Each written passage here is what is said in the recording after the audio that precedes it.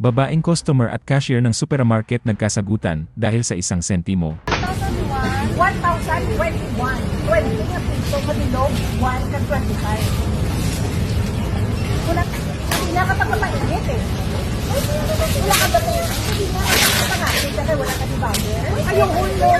Ayun mo sa customer.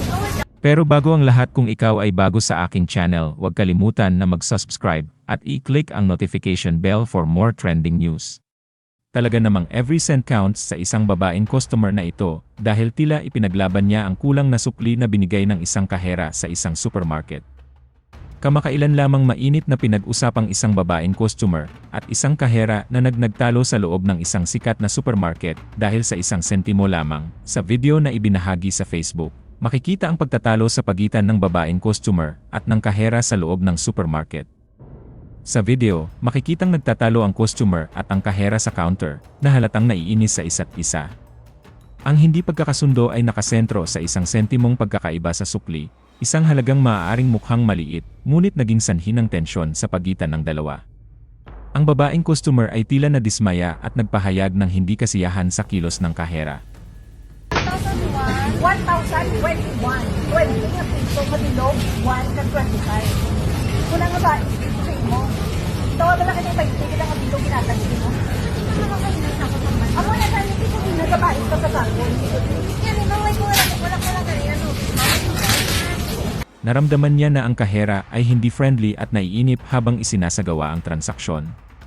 Mas lalong naging stressful ang sitwasyon dahil walang bagger sa counter, kaya't naiwan ang kahera na mag-intake ng mga groceries habang humahawak pa rin ng mga bayad at tumutulong sa ibang mga customer. Sa kabilang banda, ang kahera ay nagpatuloy sa paggawa ng kanyang trabaho sa kabila ng mainit na pagtatalo.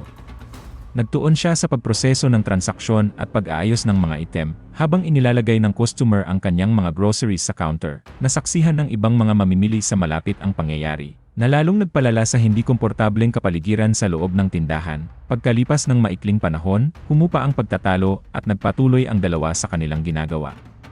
Wala nang nakitang komprontasyon sa video, ngunit ang insidente ay kumalat na online, na nagdulot ng mga talakayan sa mga netizens. Itinuro ng ilang tao na ang maliliit na hindi pagkakaunawaan ay madaling lumaki kapag nangingibabaw ang emosyon, habang ang iba ay nagpaalala sa mga customer at service worker na manatiling kalmado at magalang. Ayun mo.